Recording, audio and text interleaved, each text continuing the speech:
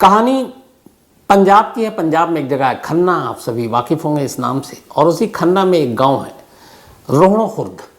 इस गांव में एक एनआरआई का परिवार रहा करता है। उस परिवार की मुखिया है बलजीत कौर, एक लेडी। उनका एक बेटा है गुरजीत सिंह, जो बरसों से विदेश में काम करता है और एनआरआई है।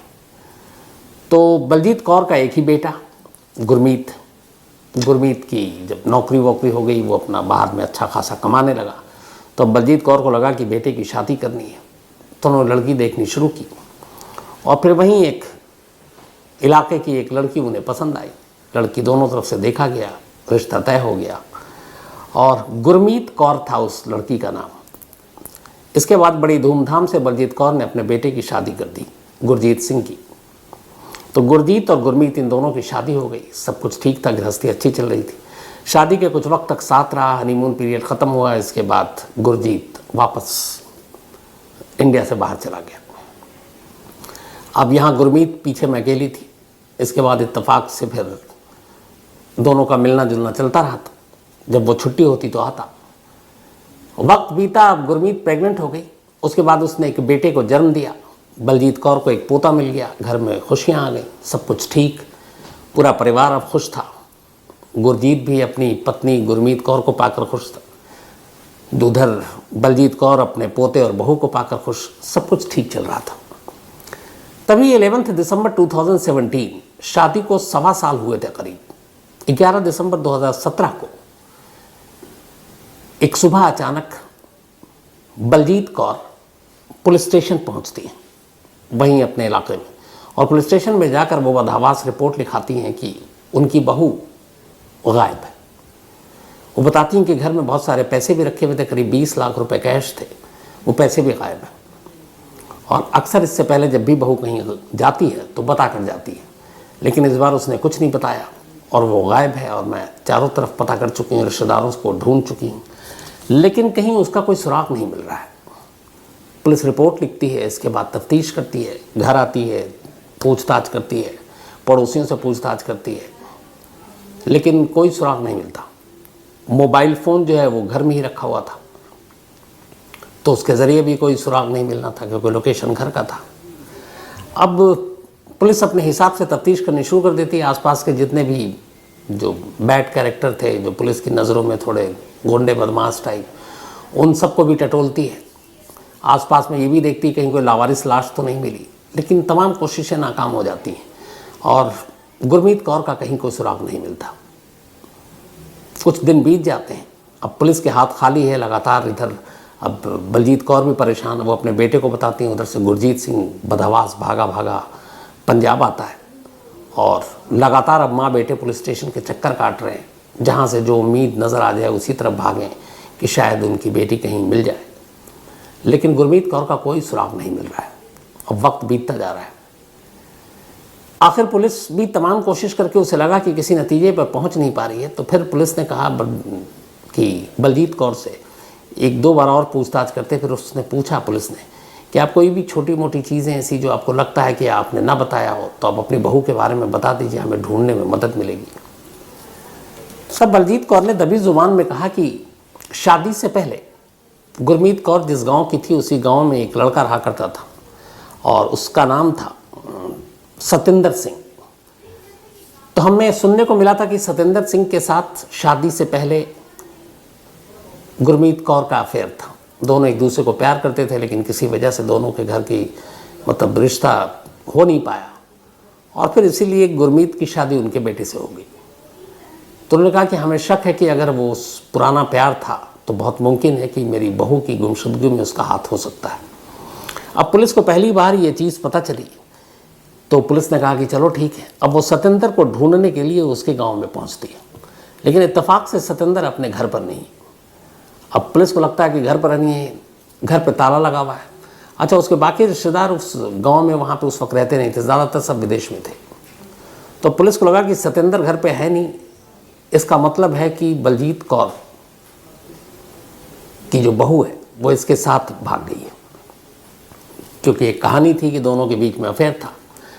अब पुलिस और भी मानकर चलती है कि चलो एक अफेयर का मामला, दोनों भाग गए, केस में कुछ ऐसा दम नहीं है, तो धीरे धीरे पुलिस भी इस मामले में अपनी जो जांच की रफ्तार है उसको धीमी करती जाती है।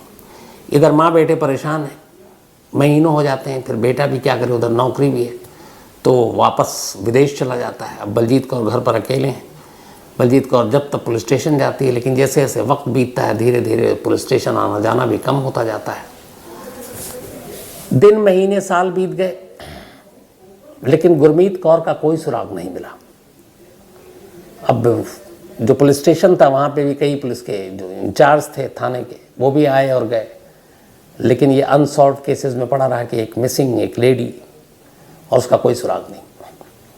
फिर इसी दौरान पुलिस को पता चला कि जिसका नाम लिया था बलजीत कौर ने कि उसकी बहू का अफेयर है एक सतेंद्र नाम के शख्स के साथ, तो वो इत्तेफाक से किसी मुखबिर से पता चला, वो गाँव आया हुआ है। पुलिस वहाँ पहुँची, सतेंद्र को पता ही नहीं था, क्योंकि पुलिस ने कोई नोटिस भी नहीं भेजा, क्योंकि उसका कोई पता पुलिस के पास भी नहीं। तो पुलिस ने उसको बुलाया और नामजद वैसे ही कर रखा था। तो उसने बताया कि मैं तो दुबई में हूँ और इस डेट से हूँ और मैं वहीं काम करता हूँ। अब पुलिस ने जब छानबीन की तो पता चला वाकई सतेंद्र वहाँ है, और ऑलरेडी मतलब जब वो गायब हुई तब उसका लोकेशन, उसकी सारी चीज़ें सब दुबई की हैं, तो उसका यहाँ कोई लेना देना नहीं। अब एयरपोर्ट और बाकी थ्रू इमिग्रेशन के थ्रू चेक कराया कि कहीं ये जो गुरमीत कौर है ये दुबई तो नहीं गई। पता चला कि नहीं, इस नाम की कोई नहीं। फिर ये भी पता चला कि उसका पासपोर्ट तो यहीं घर पे रखा हुआ है, तो बिना पासपोर्ट के तो वो भाग भी नहीं सकती है अगर उसको दुबई जाना हो। तब धीरे धीरे जब पूरी तफ्तीश हुई तो पुलिस को लगा कि ये सतेंद्र पे हम खामखा शक कर रहे हैं, इसका कोई लेना देना नहीं है पुलिस के साथ और उसके साथ भागने का, और ये बेकसूर है। अब जब पुलिस को लगा कि अब तक जिस सतेंद्र के नाम पर वो खामोश बैठी थी कि वो मिल जाए तो केस सॉल्व हो जाए, वही हाथ आ गया और उससे तो कहानी पलट गई, उसका तो कोई रोल नहीं है, वो बेदाग है, बेकसूर है। तो फिर कहाँ गई बलजीत कौर की बहू? इधर वक्त बीत गया था, अब लगभग 3 साल होने वाले थे। 2017 में गायब हुई थी, 11 दिसंबर 2017 को जो रिपोर्ट लिखाई गई थी। अब 2020 आ गई, 2020 की तारीख आ गई और 2020 तक 3 साल हो गए। 3 साल में कोई सुराग नहीं कि कहाँ है गुरमीत कौर। पुलिस ने भी धीरे धीरे अपनी जांच बंद कर दी थी। इधर अब घर वालों ने भी पुलिस के चक्कर काटने थोड़े कम कर दिए थे। बेटा भी जो है अब वो थक गया था, उसे लगा कि पता नहीं क्या है, और ये लोग में ज़्यादातर लोग ये मान चुके थे कि सतेंद्र झूठ बोल रहा है, उनकी बहू या बीवी उसी के साथ है। लेकिन पुलिस ने सारी इन्वेस्टिगेशन के बाद उसे क्लीन चिट दे दी और अब इसका अभी तक कोई सुराग। नया पुलिस अफसर इस थाने में आता जहाँ पे गुरमीत कौर की गुमशुदगी की रिपोर्ट लिखी थी। हर पुलिस वाला जब नया किसी थाने में पोस्टेड होता तो वो तमाम फाइलों को देखता है, अनसॉल्व केसेस के फाइलों को देखता है। तो उसी में से एक गुरमीत कौर की ये फाइल थी मिसिंग। तो उसने उस पर स्टेटस रिपोर्ट पूछा तो पता चला कि सारी कहानी पढ़ी कि इसमें कुछ नहीं है। उस पुलिस अफसर को लगा कि सारी केस स्टडी करने के बाद कि इसका मामला कहीं ना कहीं घर से ही जुड़ा हुआ है, क्योंकि जिस शख्स का नाम लिखाया था वो बलजीत कौर ने लिखाया था कि सतेंद्र के साथ वो भाग सकती है। पुलिस ने अपनी तरफ से जब तहकीकात और जांच की तो पता चला कि हाँ, शादी के पहले दोनों मिलते जुलते थे, लेकिन उस तरह से इन दोनों के रिश्ते नहीं थे। दोनों अपने घर वालों को मानते थे, प्यार करते थे, जो घर वालों ने कहा वही वो हमेशा उसी पे अमल किया। तो इन सारी चीज़ों को देख कर लगा कि सतेंद्र का कहीं कोई रोल नहीं है। तब अगर सतेंद्र नहीं है तो फिर गुरमीत कौर कहाँ गई? वो किसी के साथ भाग नहीं सकती, और भागती तो फिर बहुत सारी चीज़ें थी कि उसके पासपोर्ट वहीं है, मोबाइल वहीं है, और ये जो 20 लाख रुपए की बात हो रही है इसका कोई विटनेस नहीं है। पति से जितनी बात हुई तो पता चला उसके रिश्ते बड़े अच्छे हैं, और पति जब ये गायब हुई तब विदेश में था, तो उसका कोई रोल नहीं है। तो फिर कौन हो सकता है?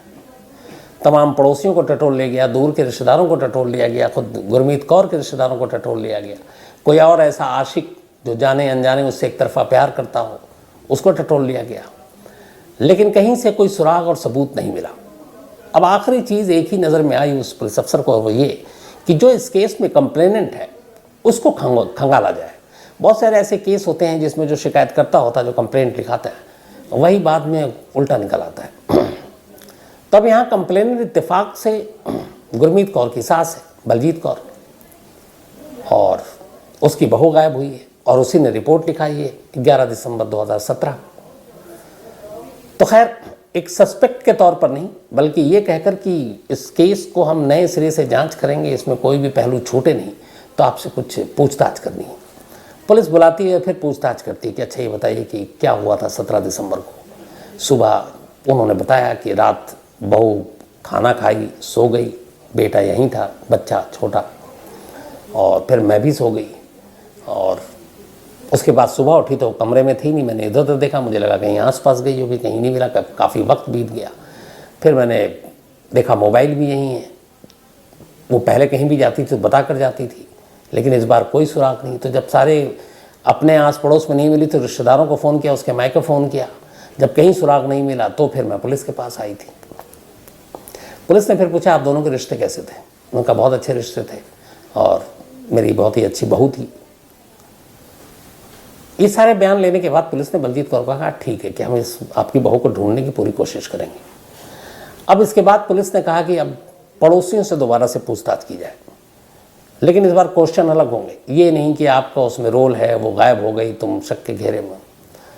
पुलिस की टीम लगाई गई कि पड़ोसियों से छोटी छोटी घरेलू चीज़ों के बारे में बात करो, जो आमतौर पर एक घरों में होता है कि एक परिवार, एक सास बहू कब बाहर निकलते हैं घर से एक साथ, दोनों निकलते हैं तो कितनी बातें करते हैं, हंसते हुए जाते हैं, लड़ते हुए जाते हैं, दोनों एक दूसरे से मुंह फुला कर रखते हैं, घर के अंदर से कभी कोई शोर शराबा, लड़ने झगड़ने की आवाज़ आती है। इन सारी चीज़ों पे अब फोकस कर दिया पुलिस अफसर ने, और उसने कहा कि हमें कुछ नहीं, सिर्फ बलजीत कौर और गुरमीत के रिश्तों के बारे में पता करो। इत्तेफाक से जब एंगल चेंज हुआ और अब पुलिस ये कहकर नहीं पड़ोसियों से कि तुमने उसको भगाया, तुम उसकी गुमशुदगी में शामिल हो, कि बताओ सास बहू कैसी थीं, कैसे रहती थीं, आपस में कितना प्यार था। जब इस लाइन पे बातचीत शुरू हुई तो बिल्कुल एक नई कहानी सामने आई। पता चला कि शादी के बाद से ही सास और बहू में अक्सर झगड़ा होता।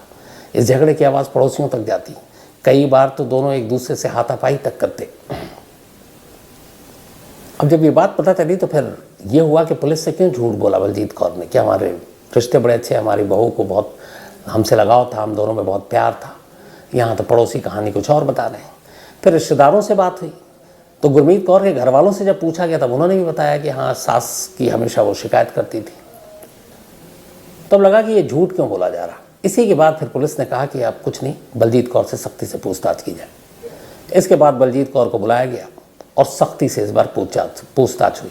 कुछ घुमाया भी पुलिस ने कि हमें सब कुछ पता चल गया। जब लगातार पूछताछ हुई तो चूंकि एक पेशेवर मुजरिम तो थी नहीं बलजीत कौर, वो टूट गई और उसने फिर कहानी सुनाई। उसने कहा कि शादी के बाद सब कुछ ठीक था, मुझे लगा मेरा बेटा है, फिर पोता भी आ गया, लेकिन मेरी बहू से अनबन थी और अक्सर वो झगड़ा करती। एक दो बार उसने मेरे ऊपर हाथ भी उठाया और मुझे ये भी डाउट था कि उसका किसी के साथ रिलेशन है, वो उसी लड़के के बारे में जिससे शादी से पहले अफेयर था। तो बोला ये सारी चीज़ें फिर भी चलती रही, लेकिन लड़ाई झगड़ा इतना बढ़ता गया। फिर मुझे ये भी डर था कि कहीं एक रोज़ ये मतलब हमें अकेला छोड़कर और मैं यहीं रह जाऊं और अपने बेटे को लेकर मेरे बेटे के पास विदेश ना चले जाए और वहीं रहे और मुझे छोड़ दे, मुझे साथ ना रखे। तो इन सारी चीज़ों, लड़ाई झगड़े ने इतना मेरा दिमाग घुमा दिया कि मुझे लगा कि इसको रास्ते से हटा दूं तो सब कुछ घर में ठीक हो जाएगा। तो उसने कहा, फिर मैंने तय किया कि मैं अपनी बहू को रास्ते से हटाऊंगी, लेकिन कैसे। फिर बलजीत कौर ने कहा कि मेरे मायके में, जहाँ उनका गांव है, वहाँ एक जानने वाला रहता है दूर का, जो थोड़ा सा क्रिमिनल बैकग्राउंड का है, उसका नाम है कश्मीर सिंह। बलजीत कौर ने कश्मीर सिंह को मैसेज दिया और अपने घर बुलाया और कहा कि ऐसे ऐसे ये काम करना है और 1 लाख रुपए देने का वादा किया। कश्मीर सिंह तैयार हो गया। इसके बाद 17 दिसंबर की शाम को कश्मीर कौर ने अपनी बहू के खाने में नींद की गोलियां मिला दी। वो खाना खाते ही उसे नींद आ गई और वो गहरी नींद में चली गई। इसके बाद कश्मीर सिंह ने बलजीत कौर के साथ मिलकर सोई हुई अपनी बहू का गला दबाया और उसका कत्ल कर दिया। अब कत्ल करने के बाद अभी तक उनका ये था कि इसके बाद लाश को क्या करें, ये आगे उन्होंने पूरा सोचा ही नहीं। फिर ये हुआ कि अब बाहर लेकर जाएंगे तो पड़ोसियों की नज़र पड़ेगी, बात फैल जाएगी। तो कश्मीर सिंह ने कहा कि लाश घर से बाहर निकालेंगे तो पकड़े जाएंगे। उसने कहा लाश को घर में ही छुपाते हैं। उनका घर का बहुत बड़ा बरामदा था उस बरामदे में उन्होंने गड्ढा किया और गड्ढा करने के बाद उस लाश को वहीं दफना दिया और फिर बाकी बराबर कर दिया। अगले दिन जब बलजीत कौर ने पुलिस स्टेशन में रिपोर्ट लिखाई और उसके बाद तफ्तीश के नाम पर पुलिस जब घर आई थी तो उसने घर को देखा था और पुलिस के कान खड़े होने चाहिए थे कि एक बहू गायब है और घर के बरामदे में एक नया नया गड्ढा या मिट्टी है ताज़ी ताज़ी जो अभी बराबर की गई है। आमतौर पर क्राइम सीन में छोटी से छोटी चीज़ें बहुत इंपॉर्टेंट और मायने रखती हैं। इसलिए मैंने शुरू में कहा कि अगर शुरुआत में ही जब वो दिसंबर 17 पुलिस जो गई थी मौके पर और उसको इस नए मिट्टी और गड्ढे और उसको बराबर किए जाने पर ध्यान देती, नज़र पड़ती और वहीं खुदाई होती तो शायद 24 घंटे के अंदर अंदर गुरमीत की लाश बाहर निकल आती, लेकिन पुलिस ने अनदेखा कर दिया। तो खैर ये सब कुछ दफना दिया लाश को और इसके बाद शांत हो गए, पुलिस तफ्तीश करती रही। 11 महीने बीत गए। 11 महीने के बाद अक्टूबर का महीना आया 2018। कश्मीर सिंह फिर आया घर और बलजीत कौर से उसने कहा कि देखो, तब उसका बेटा फिर विदेश में था उस वक्त। उसने कहा कि हमने कत्ल तो कर दिया, लाश को भी घर में छुपा दिया, लेकिन कल को अगर इस लाश जहाँ पे हमने छुपाई इस घर में खुदाई हो या मान लो तुमको विदेश जाना पड़े बेटे के साथ, इस मकान को बेच दो, कोई और आए और गड्ढा खोदे और इसमें से लाश निकल आई तो तुम भी पकड़ी जाओगे और मैं भी पकड़ी जाऊँगी। तो उसने कहा इसलिए ज़रूरी है कि इस लाश को अब यहाँ से भी निकालना है और कहीं और ठिकाने लगाना है। 11 महीने के बाद बलजीत कौर अपने घर में उसी जगह पर बरामदे में दोबारा खुदाई करती है। कश्मीर सिंह उस गड्ढे से फिर कंकाल, हड्डियों का ढांचा, वो सारी चीज़ें बाहर निकालता है। इसके बाद बाकायदा मशीन से उन हड्डियों के छोटे छोटे टुकड़े करता है। जो कपड़े समेत उसने लाश दफनाए थे उन कपड़ों को जलाता है और फिर हड्डियों के सारे छोटे छोटे टुकड़े करने के बाद वो उन्हें थैले में डालता है और इस गांव से दूर एक वीराने में कुआं था, उस कुएं में ले जाकर ये सारे जो हड्डियां और अवशेष थे वो उसमें डाल देता है और गड्ढे को फिर से बराबर कर देता है, ताकि अब अगर कल को पुलिस को भी पता चले और वो आए तो फिर लाश ना मिले। याद कीजिए दृश्यम फिल्म जिसमें लगभग यही सीन है कि एक बार लाश को जहाँ निकालता है फिर उसके बाद वहाँ से भी निकाल कर कहीं और ले जाता है। लेकिन इस पूरी कहानी में इन दोनों का दृश्यम फिल्म से कोई लेना देना नहीं था, ये इनका अपना आइडिया था। तो इसके बाद अब वो दूसरे कुएं में लाश को ले जाकर फेंक देते हैं। अब बलजीत कौर ये सारी कहानी बता चुकी। जब वो बताती है इसके बाद पुलिस की एक टीम जाती है उसके मायके, वहाँ से कश्मीर सिंह को गिरफ्तार करती है, उसको लेकर आती है। कश्मीर सिंह फिर बता देता है कि किस कुएं में उसने वो तमाम हड्डियाँ फेंकी हैं। पुलिस वहाँ जाती है, तलाशी होती है और फिर उन हड्डियों के कई टुकड़े उस कुएं से बरामद होते हैं। उसे फिर डीएनए के लिए भेजा जाता है। डीएनए सैंपल गुरमीत कौर से मैच कर जाता है और ये पुख्ता हो जाता है कि ये जो कुएं से सारी चीज़ें मिली हैं ये गुरमीत की। बलजीत कौर को अपनी बहू के कत्ल के इल्ज़ाम में और कश्मीर सिंह उस कत्ल के लिए साथ देने के इल्ज़ाम में दोनों को पुलिस गिरफ्तार कर लेती है। 2020 का मामला है और अब ये मामला फ़िलहाल कोर्ट में है। जब विदेश में बलजीत कौर के बेटे को इसकी खबर पता चली और बताया गया पुलिस की तरफ से और माँ की गिरफ्तारी की बात सुनकर वो खुद भागा भागा आया। उस बेटे को आखिर वक्त तक ये यकीन नहीं था कि उसकी माँ ने उसकी बीवी को मारा है। उसे लगता है कि पुलिस से कुछ गलती हो गई। शायद एक बेटे का अपनी माँ के लिए प्यार होता है, लेकिन जब पुलिस ने उसे सारे सबूत दिखाए और सारी चीज़ें बताई, ये भी बताया कि कहाँ की निशानदेही पे कहाँ मिला, फिर खुद बेटे ने बताया कि हाँ, जब मैं आया था यहाँ पर अपनी बीवी की गुमशुदगी की खबर सुनने के बाद तो मैंने भी देखा था कि बरामदे में एक नई ताज़ी मिट्टी थी, पर मेरा ध्यान नहीं गया कि यहाँ पे कोई खुदाई हुई है और उसके अंदर लाश थी। इन 3 सालों में कई बार बेटा गुरमीत सिंह अपने घर आया, उस बरामदे से भी कई बार गुजरा, लेकिन उसे पता नहीं था कि उसकी बीवी उसी घर के अंदर दफन है जिसे पूरी दुनिया में 3 साल से ढूंढा जा रहा है। तो अब गुरमीत की माँ और उसके वो गांव के रिश्तेदार दोनों जेल में। तो फिलहाल कहानी में इतना ही।